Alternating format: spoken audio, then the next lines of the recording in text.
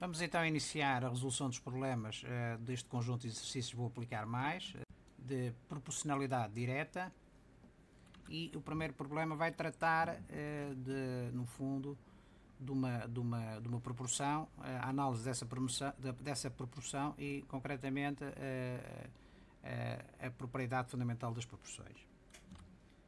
Portanto, a primeira pergunta diz-nos o seguinte: descreve a leitura da proporção. Portanto, nós temos no fundo a proporção é uma igualdade entre duas razões, entre duas frações, 4,5 sobre 63, 1 sobre 14. Lê-se como 4,5 está para 63, assim como 1 está para 14. Portanto, é assim que se lê a proporção. Indica os extremos e os meios. Portanto, como nós já referimos num dos vídeos anteriores, nós temos que pensar como é que escrevemos a proporção. Começamos por escrever 4,5, a fração, 63, depois pomos o igual, depois o 1 e depois o traço de fração sobre 14. Portanto, fazemos um trajeto deste tipo. Descemos para a direita, subimos para a direita, descemos. Portanto, onde é que nós começamos? Começamos no 4,5 e onde acabamos? Acabamos no 14. Então, estes são os extremos, não é? Um extremo é 4,5, o outro é 14. Os que estão no meio, os dois números que estão no meio, são os meios. Portanto, é assim que se pode entender e posicionar os termos de uma proporção. A linha 3 mostra que a proporção verifica a propriedade fundamental das proporções. Portanto, a propriedade fundamental das proporções é exatamente que o produto dos extremos é igual ao produto dos meios, ou o produto dos meios é igual ao produto dos extremos. É evidente, a multiplicação é comutativa. Portanto, neste caso, o produto dos extremos é 4,5 vezes 14, o produto dos meios é 1 vezes 63 ou 63 vezes 1. Portanto, e verificamos exatamente porque isto é uma proporção verdadeira, portanto, são exatamente iguais.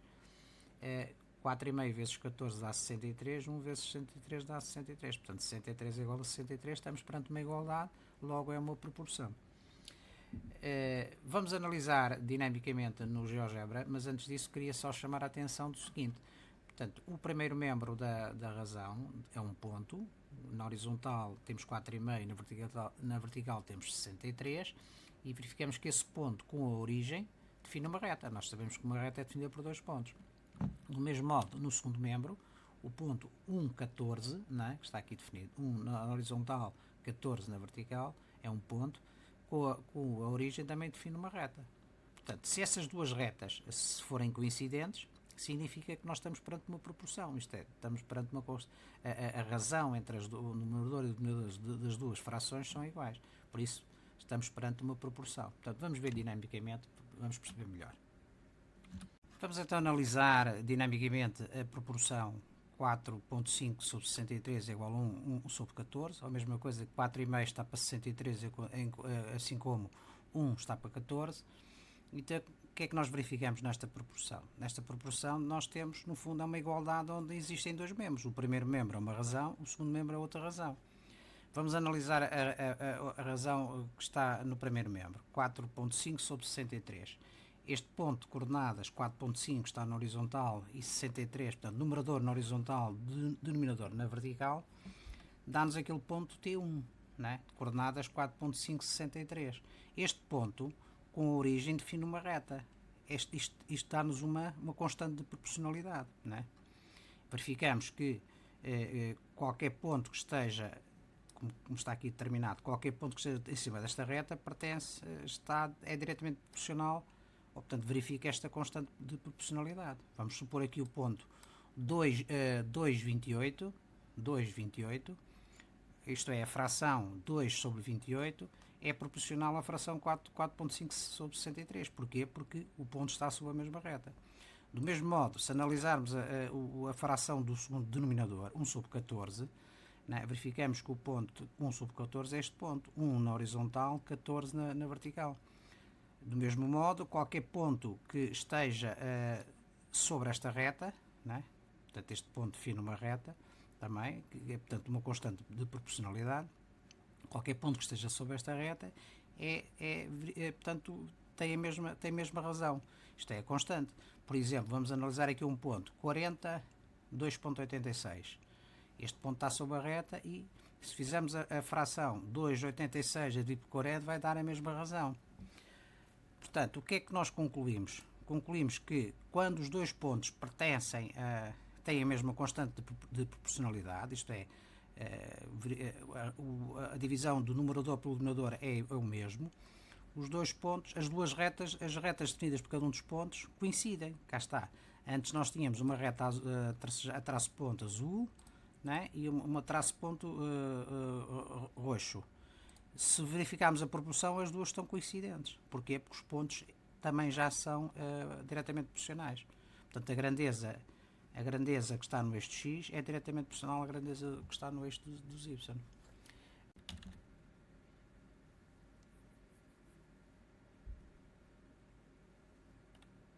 Vamos então resolver o exercício número 2, cujo enunciado é o seguinte: é possível escrever uma proporção com os números 1, 2, 3 e 4, sendo 1 e 4 os extremos? Justifica a tua resposta.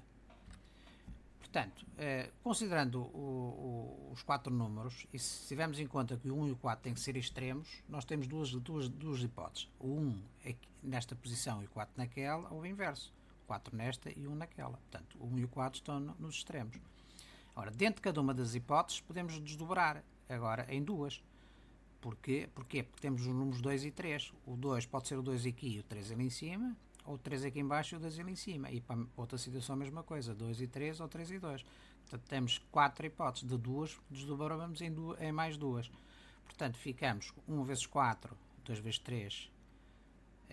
Não é uma proporção. Porquê? Porque esta tem uma razão de uma constante de proporcionalidade, esta tem outra, portanto o produto dos meios não é igual ao produto dos extremos. Neste caso temos 1 vezes 4 é 4, 2 vezes 3 é 6. Neste caso aqui é a mesma coisa, a multiplicação é comutativa, portanto vai ser exatamente igual, 4 e 6.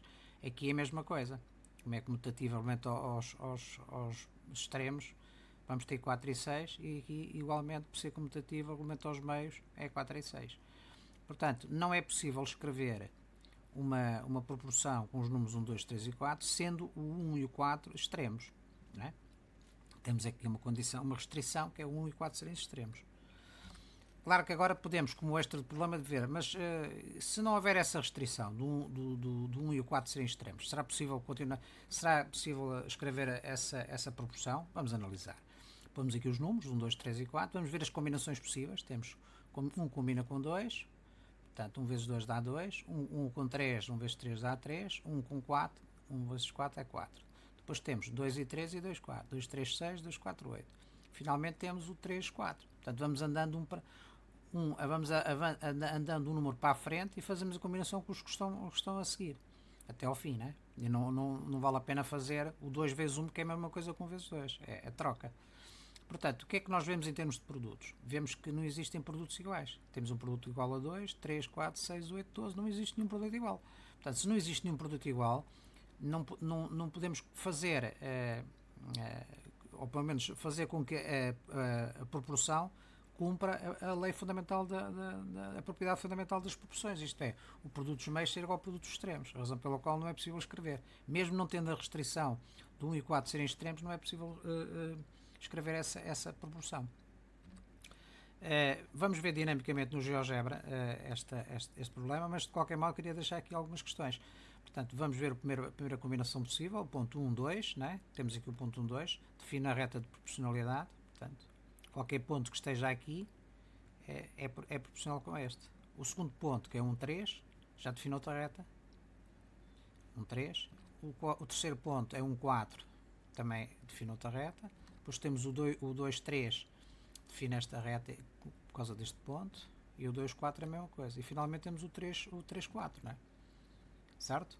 Portanto, temos 6 combinações possíveis com os números.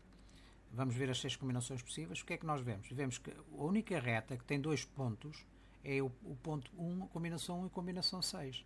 Isto é, 1, 2 e 2, 4. Portanto, são diretamente proporcionais.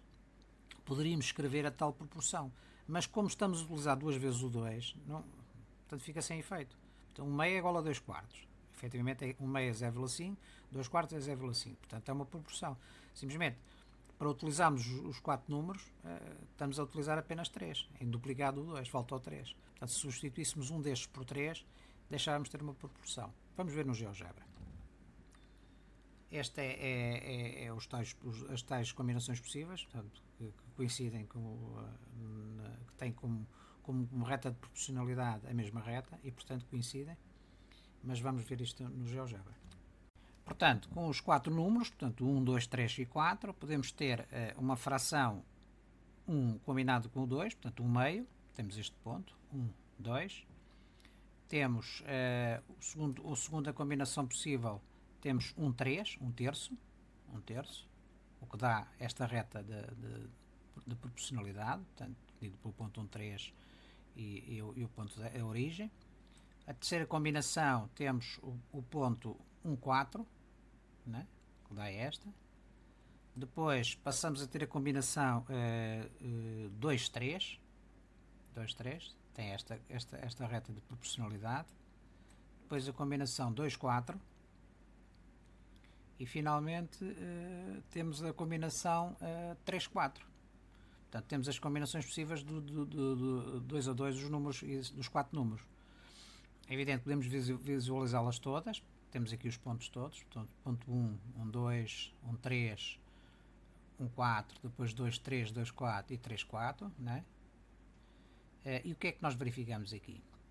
Que existem apenas 2 pontos na mesma reta, com a mesma reta de proporcionalidade, que é o ponto, é a fração 1 meio, combinação 1, 1, 2, que dá uma fração 1 meio, e o ponto 2, 4, que dá a fração 2 quartos. Todos os outros são diferentes. Portanto, em princípio, né, com 1 meio dá 0,5, 2 quartos dá 0,5, podemos fazer uma proporção. Não, 1 meio está para 1 está para 2, assim como 2 está para 4. Temos aqui uma proporção. Contudo, nem esta proporção é possível escrever. Porquê? Porque nós temos a repetição do número 2. Não é? Temos aqui o número 1 e o número 4, tudo bem. O 1 e o 4 são extremos, mas depois aqui um destes tinha que ser 3. Não é? E portanto, ao substituir 1 por 3, deixava de haver uma proporção. Portanto, não existe essa hipótese de escrever uma proporção com os números 1, 2, 3 e 4, sendo o número 1, 1 e 4 os extremos. Esta é a tal combinação que eu digo. Portanto, 1 sobre 2 é igual a 2 sobre 4. Efetivamente tem a mesma razão de proporcionalidade. Mas não adianta. Porquê? Porque estamos a utilizar o número 2 em duplicado.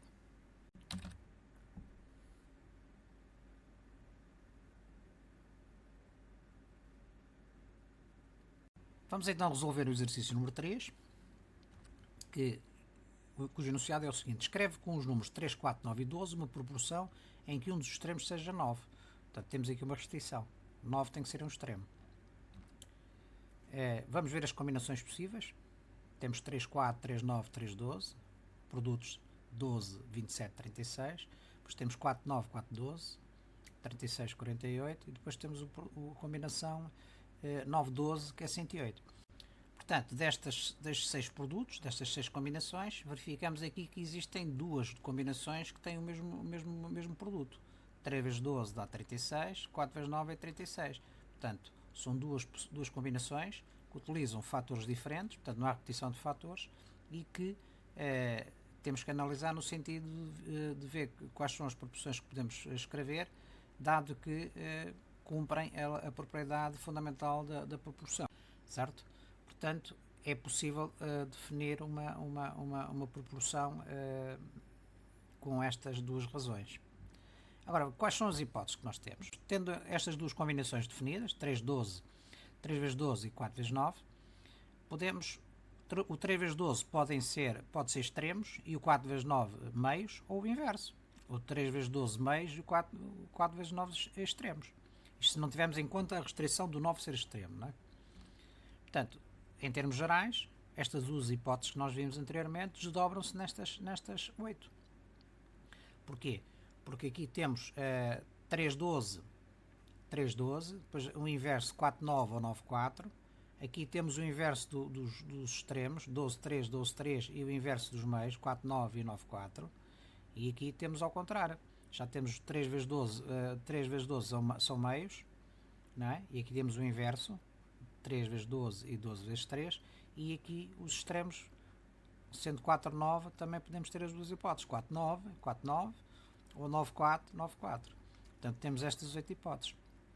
Contudo, como nós temos a restrição de que o número 9 é um dos extremos, não é? Então vamos ficar com a segunda hipótese. Não é? Onde é que o 9 aparece aqui na segunda hipótese? Aparece como extremo. Extremo, extremo, extremo. E o 9 aqui na primeira hipótese aparece como meio. Meio, meio, meio. Portanto, estas 4 aqui são de excluir. Ficamos com as outras, a segunda hipótese que desdobra-se nestas 4. Cá está a segunda hipótese que desdobra nas 4. Vamos analisar estas 4 hipóteses, não é? Sendo estas 4 hipóteses como possíveis para escrever a proporção, vamos, no fundo, representar estas proporções. Fica 4 sobre 3, 4 está para 3, assim como 12 está para 9. É uma das proporções. 9 está para 12, assim como 3 está para 4. A segunda. 9 está para 3, assim como 12 está para 4. Terceira. 9 está para 12, assim como 3 está para 4.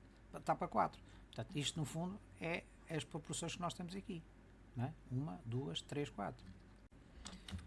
Antes de vermos dinamicamente no GeoGebra, vamos fazer só aqui umas notas. Portanto, vemos aqui os 6 pontos, as 6 combinações possíveis. Portanto, 3, 4, 3, 9, 3, 12, 4, 9, 4, 12 e 9, 12. Aqui verificamos, então, efetivamente, verificamos aqui atrás, aliás, que os pontos T1 e T6 estão com a mesma reta de proporcionalidade e, portanto, é possível construir aqui a tal proporção. Estão aqui os dois pontos. Mas para além destes, se nós fizermos a combinação, mas este envolve os pontos 3 quartos e 9 12avos. 3 quartos e 9 12avos, são estas duas aqui. Mas, e estas duas aqui? Estas duas aqui são envolvidas, portanto, no caso, se considerarmos o ponto 4 3, é o inverso de 3 4, não é? E o ponto 12 9, que é o inverso de 9 12. Temos esta reta de proporcionalidade que define esta proporção. E a seguinte define a quarta. Portanto, estas duas é pela primeira, esta seguinte é pela esta rosa e esta última castanha por esta reta. Temos 9 terços, cá está os 9 terços e os 12 quartos. 12 quartos, 9 3. Portanto, está aqui comprovado graficamente as 4 hipóteses para escrevermos a proporção com os 4 números, sendo o número 9 um dos extremos. Vamos ver então no GeoGebra. Portanto, considerando os 4 pontos e as combinações que são possíveis, então, temos estas 4 combinações. Não é? Vamos ver as combinações dos pontos em termos gerais.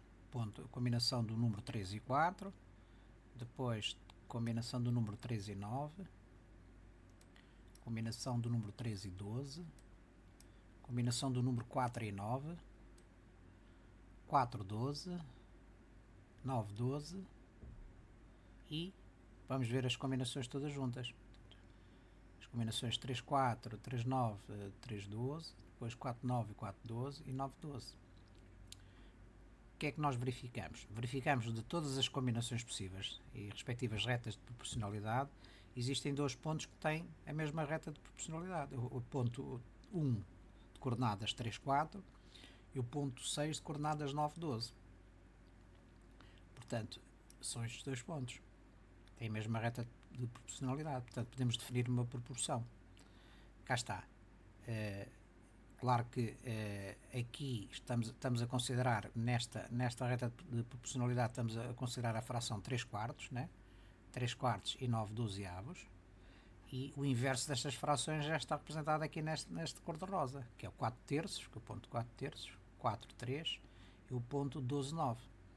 Né? Mas continuamos a verificar que os dois pontos, apesar de ter estar trocado o numerador com o denominador, tem mesmo a constante de proporcionalidade. Portanto, está aqui demonstrado que efetivamente é possível, graficamente, que é possível escrever a proporção com estes 4 números utilizando estas hipóteses.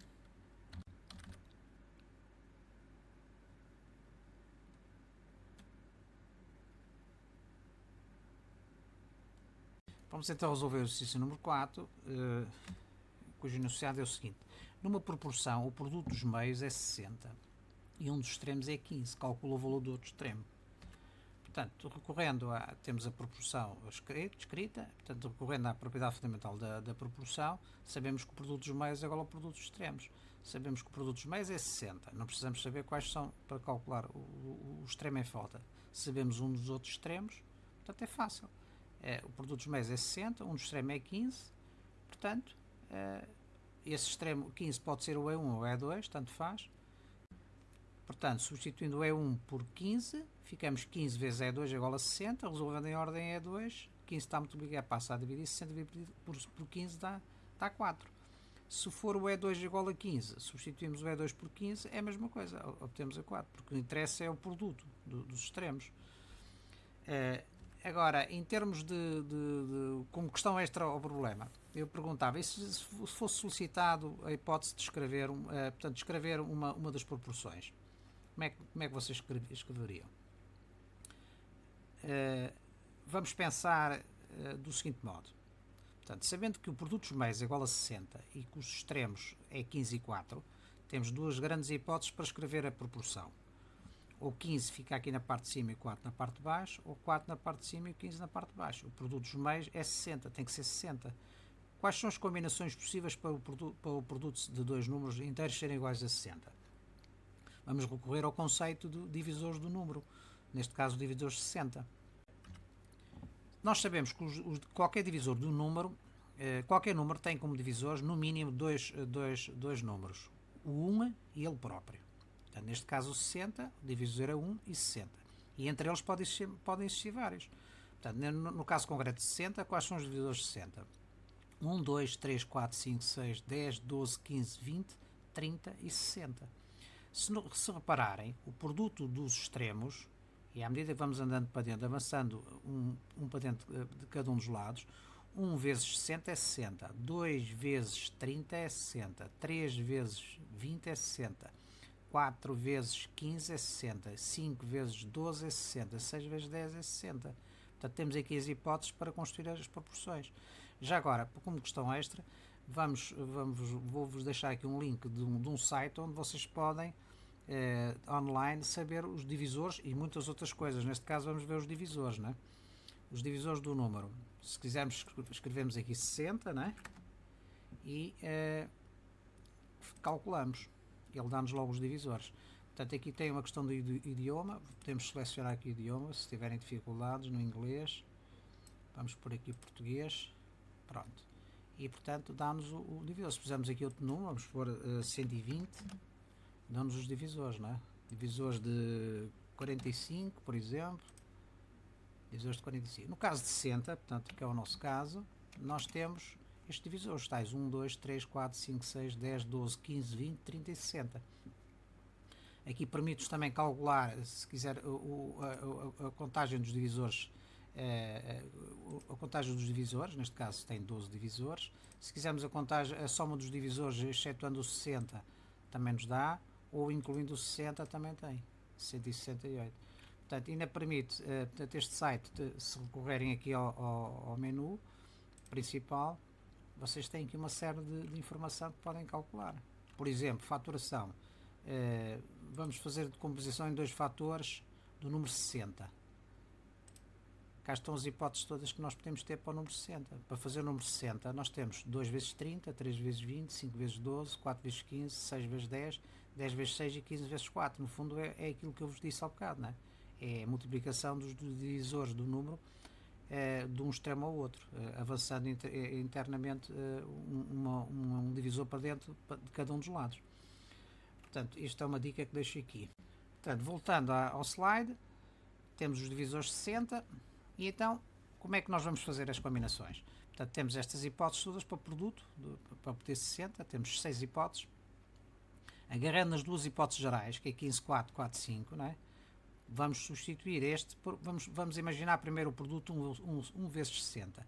O 1 pode estar em baixo e o 60 em cima, ou 60 em baixo e 1 em cima. E o outro, para a outra hipótese a mesma coisa. 1 em baixo, 60 em cima, 60 em baixo e 1 em cima. Portanto, reparem que temos aqui 4 proporções por cada uma destas combinações. No total vamos ter quantas hipóteses?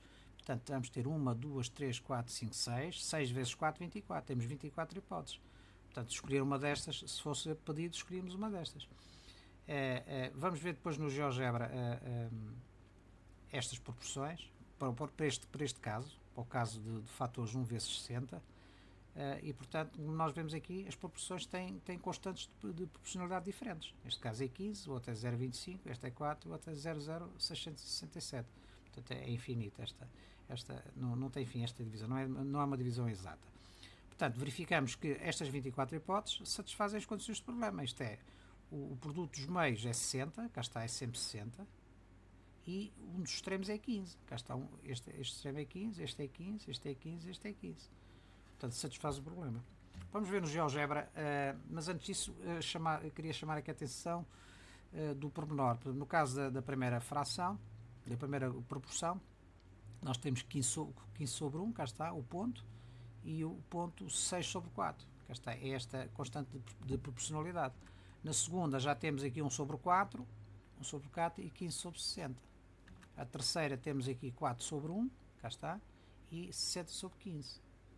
E finalmente temos a quarta, que é 4 sobre 60 e 1 sobre 15. E aqui aparecem as quatro proporcionalidades, né? Para este caso, né? Portanto, no total, existirão 24 deste tipo, né? Teriam que se calcular caso a caso. Vamos então ver no GeoGebra. Vamos então ver as razões, a combinação das 4 razões para o fator 1 vezes 60, atribuir aos meios. Temos a primeira proporção, 15 sobre 1, fim neste ponto, e 60 sobre 4, fim naquele ponto. Tem aqui esta reta de proporcionalidade, que é igual a 15, não é? A segunda, temos a fração, a razão 15 sobre 60, cá está, 15 sobre 60, este ponto, e a razão 1 sobre 4, define esta reta de proporcionalidade, com razão, com constante proporcional igual a 0,25. Depois temos a terceira proporção, 4 sobre 1, e 60 sobre 15. Tem esta constante de proporcionalidade. E finalmente temos a quarta, que é 4 sobre 60 e 1 sobre 15.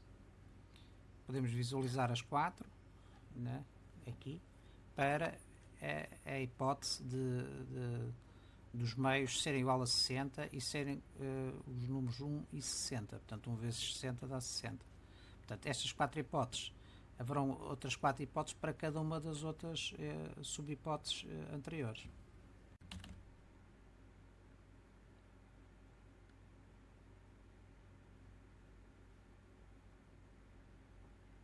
Temos então o exercício número 5. O enunciado diz-nos o seguinte: em cada uma das proporções seguintes determina o valor do termo desconhecido. Portanto, temos 4 proporções, esta num outro formato, e temos um termo em cada uma delas desconhecido. Portanto, é possível calcular. Vamos resolver então uma de cada vez. A primeira, temos 3 quintos é igual a 18 sobre o valor desconhecido. Para já queríamos notar aqui o seguinte: qual é a razão de referência? A razão de referência é 3 quintos. O que é que significa a razão de referência? É a constante de proporcionalidade, o K. Né? O K é igual a quanto? A 3 quintos. Nesta proporção, o K é igual a 3 quintos. Né? Portanto, agora, pela propriedade fundamental da proporção, sabemos que o produto dos meios é igual ao produto dos extremos. Portanto, 3 vezes o valor desconhecido é igual a 5 vezes 18. 3 está a multiplicar, passa para o outro mesmo a dividir, fica 5 sobre 18 igual sobre 3. Vamos dividir o numerador e o denominador por 3. Dividindo 3 por 3 dá 1, o 18 por 3 dá 6, portanto temos 5 vezes 6 sobre 1, ou seja, 30. Temos valor determinado, o termo desconhecido está calculado. A proporção fica, portanto, igual a quantos? 3 está para 5, assim como 18 está para 30. Verifiquemos que havia outra maneira de calcular isto. Qual é o valor que é necessário multiplicar este número para dar a 18? É 6. 3 vezes 6 é 18. Então o de baixo também tem que ser a mesma coisa. 6 vezes 5, 30. Cá está o valor que nós determinamos. A linha 2. 4 sobre 6 é igual ao valor desconhecido sobre 42. Qual é a razão de referência? 4 sextos. Qual é a constante de proporcionalidade? É 4 sextos. Né? Portanto, 6 vezes o valor desconhecido é igual a 4 vezes 42. Ou seja, o 6 está a multiplicar no primeiro membro, passa para o segundo a dividir. fica 4 vezes 42 sobre 6. Vamos dividir por 2. Dividindo 42 por 2 dá 21. Dividindo 6 por 2 dá 3. Portanto, fica 4 vezes 21 sobre 3. Agora podemos simplificar por 3. 3 dividido por 3 dá 1. 21 dividido por 3 dá 7. Dá 4 vezes 7, 28. Sobre 1 dá 28. Pelo segundo método, portanto, podemos verificar qual é o número que nós temos que ir ao conjunto dos valores conhecidos no primeiro membro e no segundo membro. Qual é o valor que temos que multiplicar 6 para dar 42? É 7. 6 vezes 7, 42. Então, de cima também é a mesma coisa. 4 vezes 7, 28. Cá está o valor determinado. Terceiro exercício. Valor desconhecido sobre 0.5 é igual a 90 sobre 5. Vamos resolver pelo primeiro método. Fica, antes disso, qual é a razão de referência? 90 sobre 5. E a constante de proporcionalidade é... Qual é a constante de proporcionalidade? É 90 dividido por 5. Dá 18, não é? Portanto, vamos resolver pela propriedade fundamental da proporção. O valor desconhecido vezes 5, ou 5 vezes o valor desconhecido, é igual a 90 vezes 0,5. Portanto, o 5 está a multiplicar, passa para o segundo membro a dividir, fica 0,5 vezes 90 dividido por 5. Podemos simplificar, dividir o denominador por 5 e o numerador por 5, dá 18. Portanto, fica 18 vezes 0,5, ou seja, metade de 18 é 9. Segundo método, vamos converter esta fração, este número decimal em fração, né? Fica o valor desconhecido dividido por 5 décimos é igual a 90 sobre 5. Quando nós temos um valor desconhecido dividido por 5 décimos, é a mesma coisa, invertendo para transformar numa multiplicação, fica o valor desconhecido vezes 10 dividido por 5. O inverso de 5 décimos é 10 quintos. Portanto, passamos a ter esta proporção. E então, como é que fica? Produtos dos extremos é igual a produtos meios. Qual é o produto dos extremos? É 5 vezes o valor desconhecido vezes 10. 5 vezes 10 vezes o valor desconhecido. É igual aos meios. 5 vezes 90. Portanto, o valor desconhecido é igual a 5 vezes 90 a dividir por quê? O 5 está a multiplicar, passa para o outro membro a dividir. Ou seja, e o 10 também está a multiplicar, passa para o outro membro a dividir. Ou então podemos fazer a conta logo. 5 vezes 10 dá 50, está a multiplicar, passa para o segundo membro a dividir. É a mesma coisa, não é? Portanto, 5 vezes 90 dividido por 50, simplificamos o 0 com o 0, porque é a mesma coisa que dividir por 10. Dividimos por 10 o de baixo e por 10 o de cima. Fica 5 vezes 9 dividido por 5. Corta o 5, que é dividir por 5, é a mesma coisa. 5 dividido por 5 dá 1, 5 dividido por 5 dá 1, por isso é que nós simplificamos o 5 por 5. Ficamos com 9. Segundo método, tendo o valor conhecido, isto é, nós temos 0,5 e 5, por quanto temos que multiplicar? Multiplicar porque este número é maior que o anterior. Pelo que o número temos que multiplicar 0,5 para dar 5. É multiplicar por 10. Então o de cima é a mesma coisa. Temos que multiplicar este número por 10 ou ao contrário, se quisermos ao contrário, temos que dividir o 90 por 10. Não é? 9 vezes 10 é a mesma coisa que 90 a dividir por 10. Portanto, fica 90 a dividir por 10 dá 9. A linha 4, temos 2 a dividir pelo valor desconhecido é igual a 7, a dividir pelo valor por 21. Portanto, isto, no fundo, o dividir é o traço de fração. Portanto, podemos representar esta proporção desta maneira, da maneira normal, no formato normal. Então, qual é a constante de proporcionalidade? É 7 sobre 21, não é? Ou seja, 1 terço, não é? 7 dividido por 7 dá 1, 21 dividido por 7 dá 3, dá 1 terço. Constante de proporcionalidade. Portanto, 7 vezes o valor desconhecido é igual a 2 vezes 21. Ou seja, o valor desconhecido é igual a 2 vezes 21 a dividir por 7. Podemos dividir o 7 por 7 e 21 por 7, dá 3 ali em cima. Portanto, fica 2 vezes 3 a dividir por 1, dá 6. Portanto, a proporção é 2 a dividir por 6 é igual a 7 sobre 21. Do mesmo modo, tendo a proporção no formato normal, podíamos calcular este valor desconhecido sabendo qual é o número que nós temos que multiplicar 2 para dar 7. É por 3,5, não é? Ou seja, se dividimos 7 por 2, dá-nos 3,5 para saber o valor. Se não soubermos, é assim que fazemos. Ou num sentido ou no outro. Se neste sentido é multiplicar, no sentido inverso é dividir. Fica 7 dividido por 2 dá 3,5. Então, para passar de 2 para 7 temos que multiplicar por 3,5. Então, para passar deste número para este também temos que multiplicar por 3,5 ou ao contrário. Ou temos que dividir este este 21 por 3,5 para dar aquele número, certo? Portanto, 21 a dividir por 3,5, vamos ver que dá 6, porque 6 vezes 3,5 também dá 21. Graficamente, vamos ver no GeoGebra, mas para já queria deixar aqui umas notas. A proporção 3 quintos sobre 18, valor desconhecido. No fundo, nós temos a fração de referência, ou o K, 3 quintos. Nós sabemos que para 3 temos 5. 3 na horizontal, vamos considerar os numeradores eixo horizontal, os denominadores eixo vertical. 3 está para 5, define aquele ponto, traçamos a reta. Agora temos 18. 18 aonde? Na horizontal. Sim, no eixo X o horizontal é relativamente aos numeradores. Portanto, a partir do 18 traçamos uma paralela ao eixo vertical, interseta naquele ponto, horizontal, teremos aquele valor 30. Portanto, o valor que nós determinamos algebricamente também se consegue ver graficamente. Segunda razão, 4 está para 6, 4 está para 6, definimos a reta. E depois temos 42. 42 é no eixo vertical. 42 traça-se no horizontal, interseta naquele ponto, baixa, vamos obter 28. Portanto, graficamente, consegue-se ver o mesmo valor que nós tomamos algebricamente. Terceira, valor desconhecido sobre 0,5 é igual a 90 sobre 5.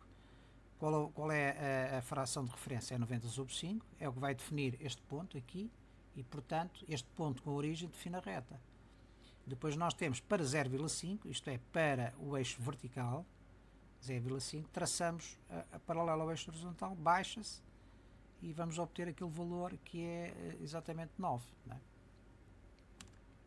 Finalmente, a última proporção, 2 está para valor desconhecido igual como 7 está para 21. Qual é a fração de referência? A fração de referência é 7,21. Traçamos para 7, vamos obter 21, traçamos aquele ponto, reta, que é constante de proporcionalidade, e depois temos para 2, que é o eixo horizontal, subimos na paralela ao vertical, interseta naquele eixo horizontal, vamos ter aquele valor é exatamente 6.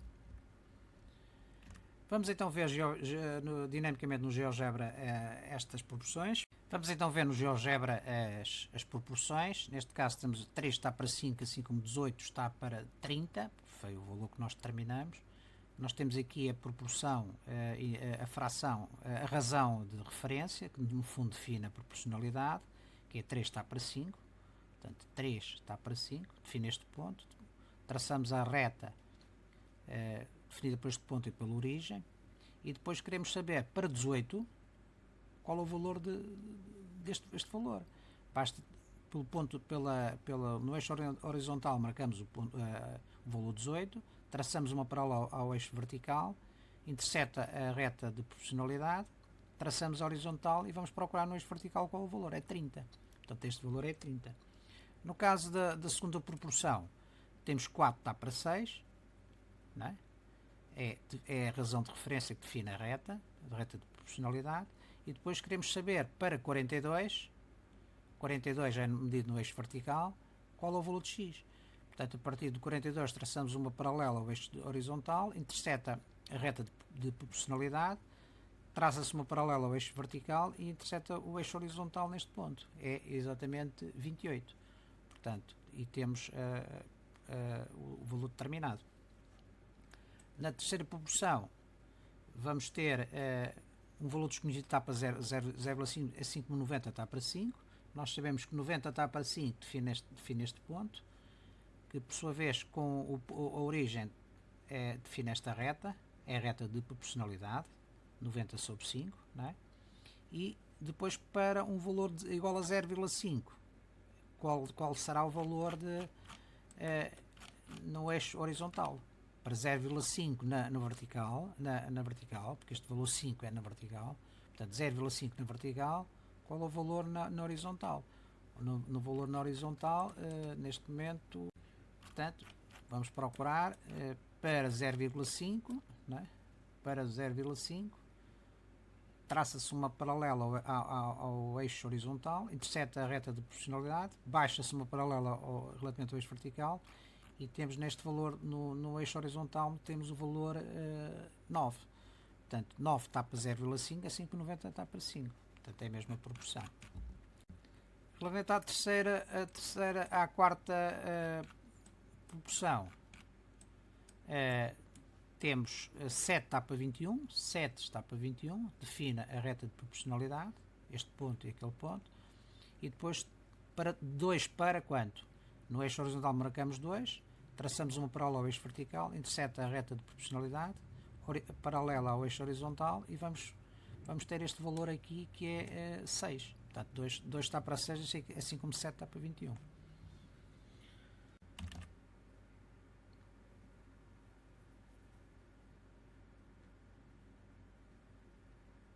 Temos então o exercício número 6, e o enunciado diz-nos o seguinte: observa a receita de um pudim que o Rui gosta de fazer. O Rui tem os ingredientes necessários, mas tem apenas 300 gramas de cenoura. Escreve a receita com a massa em gramas do açúcar e da margarina e a quantidade de ovos mostra como chegaste à tua resposta. Portanto, no fundo, o que nós temos aqui é uma receita de um bolo que leva 4 ingredientes: cenouras, açúcar, margarina e ovos. E a receita está feita nesta proporção, por isso é que o bolo tem uma determinada característica em termos de gosto, consistência, etc. Portanto, para fazer a receita, nós o que é que fazemos? Agarramos nos ingredientes e pesamos-los, ou contamos na quantidade que está a receita e utilizamos, e portanto a receita, o bolo em princípio sairá em conformidade. O problema é que o Rui não tem 400 gramas de cenoura, só tem 300. Portanto, se eu puser 300 gramas de cenoura, se mantiver os outros ingredientes, o bolo vai sair diferente, não está de acordo com a receita. E não vai sair bom o bolo, porquê? Porque a receita implica, ou tem subjacente, uma determinada proporção entre os ingredientes. Portanto, nós vamos ter que fazer uma proporção entre o ingrediente que nós não temos, neste caso é as cenouras, relativamente a todos os outros, e para ver qual é a nova proporção, qual é o novo valor, tendo em conta a mesma proporção. Portanto, é o que ele foi fazer. Portanto, o Rui definiu 4 razões: a razão entre as cenouras e o açúcar, entre as cenouras e a margarina, entre as cenouras e os ovos. Portanto, e agora vai fazer a nova razão para a nova quantidade de cenouras. Portanto, 400 gramas estão para 300 gramas de açúcar, de cenoura está para açúcar, assim como as novas 300 está para uma determinada quantidade de açúcar que nós não sabemos e pretendemos saber. Mas já sabemos que a quantidade de açúcar será menos. Se a quantidade de cenouras baixou, o peso diminuiu, o açúcar também vai reduzir. Portanto, produtos meios é igual a produtos extremos. Portanto, 400A é igual a 300 vezes 300. 400 está a dividir, está a multiplicar, passa a dividir. Podemos simplificar estes dois zeros, que é dividir por 100 o numerador e o denominador. Fica 300 vezes 3 sobre 4, ou seja, 900 sobre 4, ou seja, 225 gramas de açúcar. Como vê, a quantidade de açúcar baixou. E era expectável. Porquê? Porque se nós reduzimos a quantidade de cenouras de 400 para 300, o açúcar também, está nesta proporção, também vai reduzir. A segunda razão, temos 400 gramas de cenoura para 50 gramas de margarina, é a mesma coisa, né? 400 vezes M é igual a 300 vezes 50. 400 está a multiplicar, passa a dividir.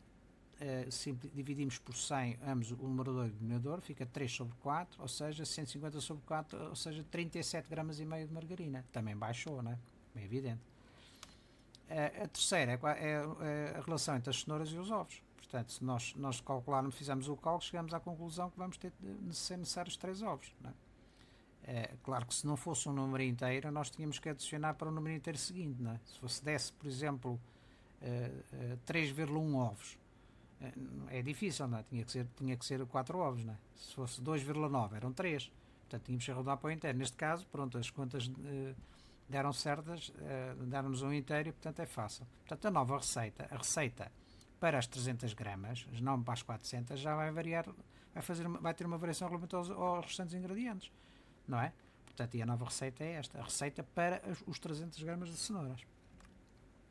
Portanto, antes de passar à visualização dinâmica no GeoGebra, vamos ver se só chamar a atenção. Portanto, a primeira razão é a razão entre as cenouras e o açúcar, é representada por esta reta, não é? Cujo ponto é 400 sobre 300, isto é 400 gramas de cenoura para 300, e portanto, quando nós queremos saber o valor da cenoura, do açúcar para 300, basta saber o ponto de interseção e vemos logo que é 225. Se for a relação entre as cenouras e a margarina, é a mesma coisa, a reta é outra, né? A reta de proporcionalidade é outra, e portanto nós vemos que para 300 gramas nós vamos precisar de 37 gramas e meia. Para os ovos é a mesma coisa, não é? Se por 400 gramas nós precisamos de 4 ovos, para 300 gramas nós vamos precisar de 3. Portanto, aqui comprova-se os resultados obtidos algebricamente. Vamos então ver no GeoGebra dinamicamente estas proporções. Vamos ver então as proporcionalidades entre os ingredientes do bolo. Fazemos sempre a razão entre as cenouras e os restantes ingredientes. Nesta primeira proporção temos uma proporção entre 400 gramas de cenouras e 300 gramas de açúcar, é definida por este ponto, define a reta de proporcionalidade, e depois, como nós só temos 300 para fazer o bolo, né, entende aqui com 300 vamos procurar qual é a proporção em termos de açúcar para 300. Não é? Se a receita diz-nos que é para 400 utilizar 300 de açúcar, não é? Para 400 gramas de cenouras utilizar 300 gramas de açúcar, se for para 300 vai ter que se utilizar menos gramas de açúcar, não é? Portanto, menos açúcar, portanto logo neste caso 225. Na segunda razão, temos a razão entre as cenouras e a margarina, portanto por 400 gramas a receita diz que devem ser utilizadas 50 gramas de margarina, define a reta de proporcionalidade, portanto é a razão, a constante de proporcionalidade neste caso é 400 sobre 50, e depois para 300 gramas vamos procurar qual é a respectiva proporção, é 37 gramas e meio, em vez de 50 é 37,5. No terceiro caso, vamos ampliar aqui um pouco isto, ver se a gente consegue ver. Portanto, para 400 gramas de cenouras utilizam-se 4 ovos, não é? 4 ovos. Se for para 300, a proporção dá 3 ovos.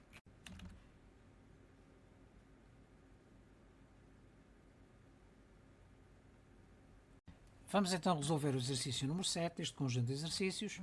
Enunciado diz-nos o seguinte: o automóvel da Diana gasta em média 6,3 litros de gasolina por cada 100 km. Portanto, isto, se nós repararmos, é uma razão. 6,3 para 100, não é? O preço de 1 litro de gasolina é de 1,498. Isto também é outra razão. 1 sobre 1,498. A Diana percorre 23 km de casa ao local de trabalho. Calcula a quantia que a Diana gasta em gasolina para ir de casa ao local de trabalho.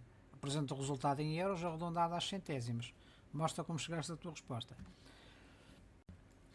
Portanto, o consumo 6,3 litros por 100 km dá-nos uma razão. Razão 1, 6,3 litros sobre 100 km. O preço da gasolina, que é 1,498 euros por litro, dá-nos uma razão entre a quantia, 1,498 sobre 1 litro. Portanto, a primeira razão é o consumo do automóvel, isto é, quando a viatura anda a 100 km gasta 6,3, quando anda a 200 gasta 2 vezes 6,3, quando anda a 300 gasta 3 vezes 6,3. Portanto, isto é a proporcionalidade direta, definida por esta constante de proporcionalidade que é 6,3 sobre 100. A razão 2 diz-nos que 1 litro de gasolina custa 1,498, quer dizer, 1 litro custa 498, 3 litros custa 3 vezes 1,498 e por aí fora. O K, a constante de proporcionalidade é esta. Ora bem, então, para sabermos quanto é que a Diana vai gastar para percorrer os 23 km, temos que calcular em primeiro lugar quantos litros é que o automóvel vai consumir nesses 23 km, e por isso vamos utilizar a razão 1, e depois com essa quantidade de combustível sabemos a razão do custo do combustível por litro, calculamos o custo total. Portanto, a primeira razão, a constante de proporcionalidade 6,3 sobre 100, permite-nos construir esta proporção. 6,3 litros está para 100, assim como a quantidade de litros que queremos calcular que são consumidos em 23 km. Portanto, litros, quilómetros. Temos 100 vezes L é igual a 23 vezes 6,3, ou 6,3 vezes 23. 100 está a multiplicar, passa a dividir, e fazendo as contas dá-nos 1,449 litros. Não chega a 1,5 litro. Portanto, no fundo, a proporcionalidade é esta. Nós temos aqui o consumo de 6,3 litros aos 100, dá-nos esta reta, não é? Permite-nos traçar esta reta. Nós agora, para um consumo, para um percurso de 23 km, interseção paralela à vertical, determinamos a quantidade de litros. Foi o que nós fizemos, dá 1,449. Ora, com a razão 2, nós sabemos que a razão é 1,498 é o custo por litro. Portanto, o consumo, qual será o custo para 1,449? Não é para 1 litro, mas para 1,449. Portanto, temos produtos meios igual a produtos extremos, temos C vezes 1 é igual a 1.498 vezes 1.449, ou seja, multiplicando isto dá 2.171. Arredondado às centésimas, unidade décima centésima é 2.17, né? Só consideramos os primeiros dois algarismos a seguir à vírgula. Neste caso, temos a razão de proporcionalidade definida por esta reta, isto que é 1 litro custa 1.498, é este ponto, aqui defino com a origem uma reta, e depois para o consumo não de 1 litro, mas de 1.449 litros, qual é o custo? Portanto, paralela à vertical, interseção, paralela à horizontal, determinamos aqui o custo que é exatamente 2.171, né? Portanto, aqui temos uma visualização conjunta das duas razões, a razão do consumo e a razão do custo, a razão do consumo aos 100 km e a razão do custo por litro. E aqui neste slide conseguimos ver exatamente a utilização da segunda razão. Portanto, determinado o consumo que gasta para percorrer 23 km, né? Vamos ver quanto é que isso corresponde, utilizamos o mesmo valor, vamos ver quanto é que isso corresponde em termos de custo. 2.171 euros. Vamos ver esta análise no GeoGebra dinamicamente. Podemos ver então aqui a proporcionalidade direta entre o consumo de combustível em litros e a distância percorrida. Portanto, ele tem um consumo de 6,3 aos 100, significa que gasta 6,3 litros andando 100 km. Portanto, se nós, para 23 km, né, portanto, atenção que no eixo vertical é os quilómetros, no eixo horizontal é os litros, portanto, para 23 km, traçamos uma paralela ao eixo horizontal, interseção paralela ao eixo vertical, e no eixo horizontal determinamos a quantidade de litros. Se fizermos as contas, verificamos que para percorrer 23 km a viatura consome 1,449 litros. Em termos da razão de consumo, a proporcionalidade de consumo, vamos aumentar isto para visualizarmos melhor. O que é que nós verificamos? Verificamos que o custo de combustível, 1 litro de combustível custa 1.498 euros. Portanto, o que nós pretendemos saber é andando, consumindo os tais 1.449 que nós vimos antes aqui, né? 1.449, quanto é que isso corresponde em termos de custo. Portanto, paralelo ao eixo vertical, interseção, paralelo ao eixo horizontal, vamos determinar o valor. No eixo vertical é o custo, portanto são os euros, dá exatamente 2,671 euros, ou seja, arredondado às centésimas dá 2.17.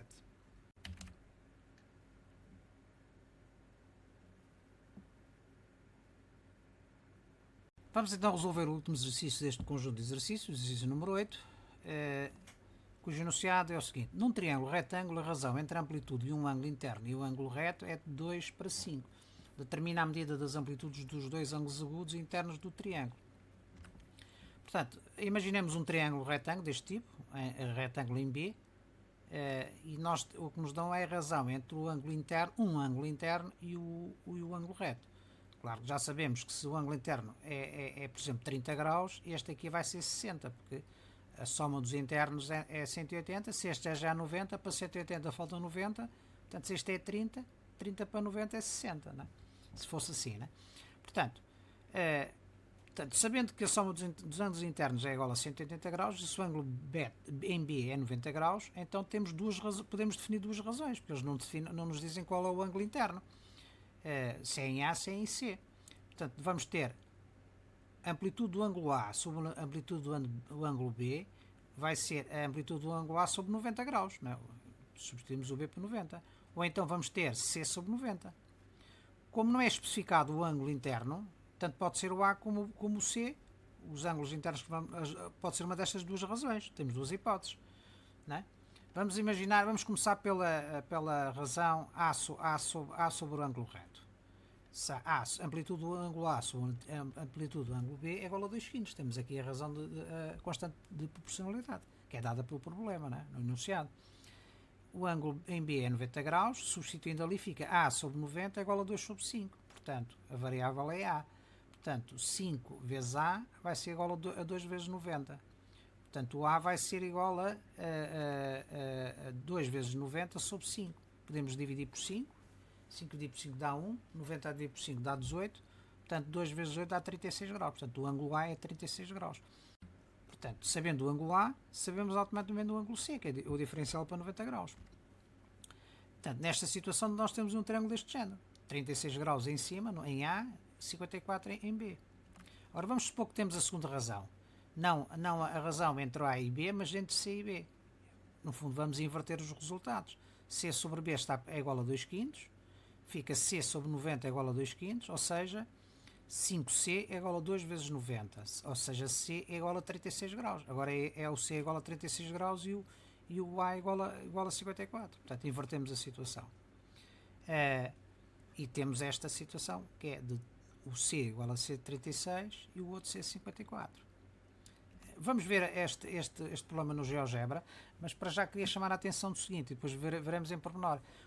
Se nos derem três ângulos de um triângulo, e se nos pedirem para, em particular um triângulo retângulo, um deles é 90 graus, se nos pedirem para traçar o triângulo, nós não vamos conseguir traçar um triângulo específico. Nós podemos, no mínimo, traçar um triângulo de uma família de triângulos. Porquê?